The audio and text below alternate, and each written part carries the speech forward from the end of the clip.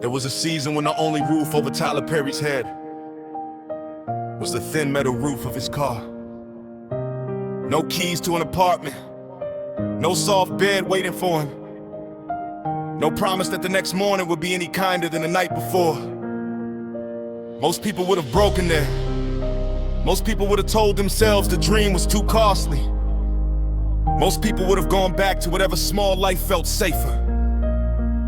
But he stayed in that car with a notebook and a stubborn faith that the stories inside him were worth more than the rejection outside him. This is not a story about luck. This is the story of a man who refused to let his lowest chapter become his final one. This is the rewritten story of Tyler Perry. He came from New Orleans carrying wounds most people never see. A childhood marked by poverty and deep abuse that settled into the bones and stayed there. There were days when safety felt like something other children had. There were nights when the future felt too far away to touch. Yet even in that heavy beginning, something quieted and stubborn lived inside him. A need to turn the ache into words, a need to take what tried to break him and shape it into something that could speak for others. He discovered early that silence can become a prison, so he started writing. Not because anyone asked him to, not because the path looked clear, but because the stories refused to stay trapped inside. And alongside the writing came a faith that would become his anchor. A belief that God had not wasted the pain. A belief that the same hands that allowed the suffering could also redeem it. As a young man, he chased the work with almost nothing in his pockets. He wrote play after play. He poured real life, real wounds, and real questions into characters that felt too honest for easy acceptance. The industry did not rush to open doors. Rejection became routine. People looked at him and saw another struggling artist with big ideas and no proof that those ideas could pay the rent. He kept going anyway. He worked whatever jobs he could find. He wrote late into the night. He believed when the evidence said belief was foolish. There were long stretches where progress felt invisible, where the dream cost more than it returned, where quitting would have been the logical choice. He did not choose logic. He chose persistence. And he chose faith. Then came the season that tested everything. Money ran out. Options disappeared. The only space he had left was the inside of his car.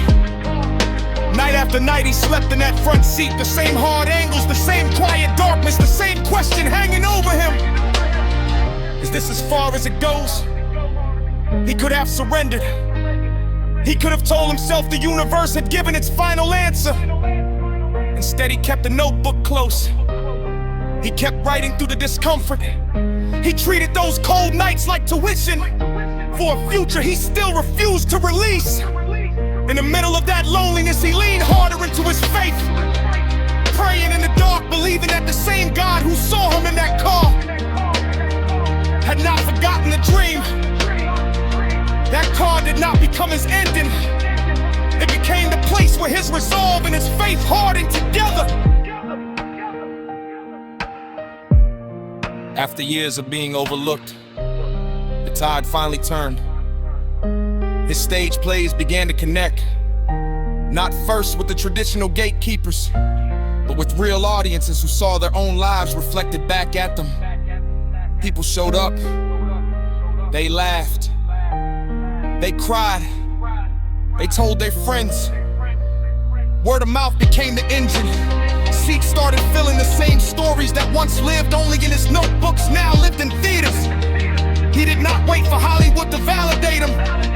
He built momentum on his own terms. What began on stage grew into films, and into television, then into a level of success few ever reach.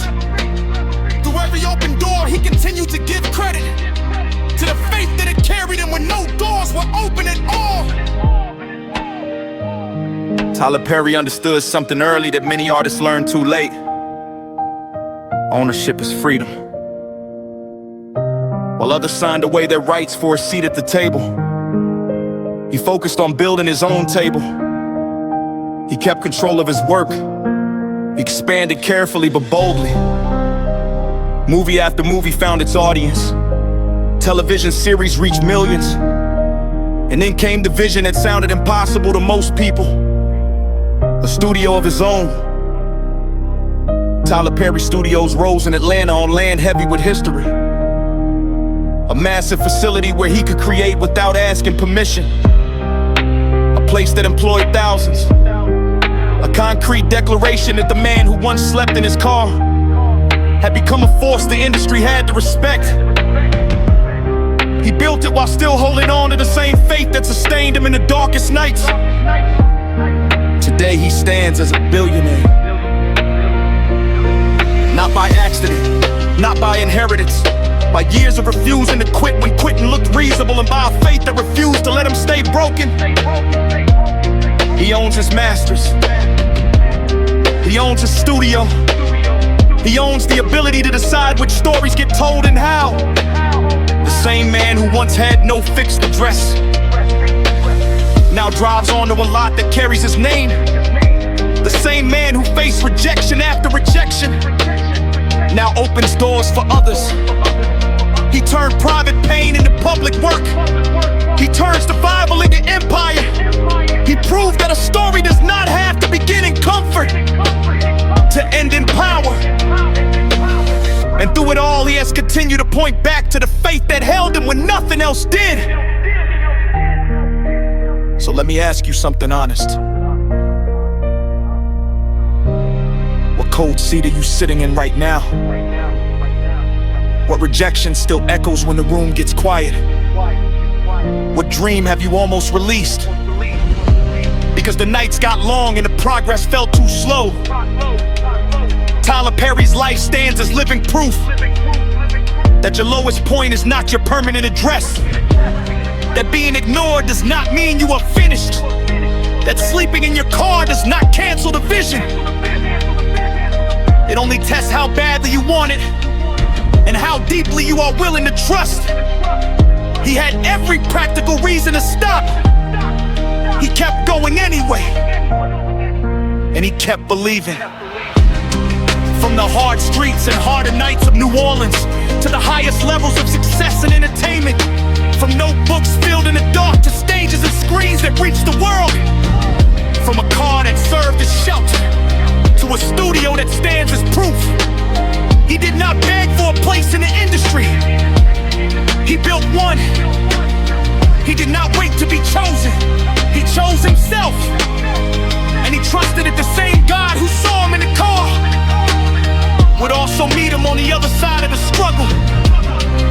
This story is still being written. Your hardest chapter does not get the final word. Keep creating.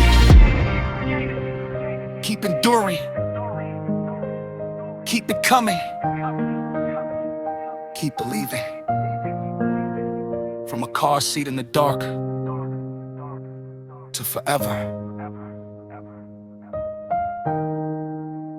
The story was rewritten.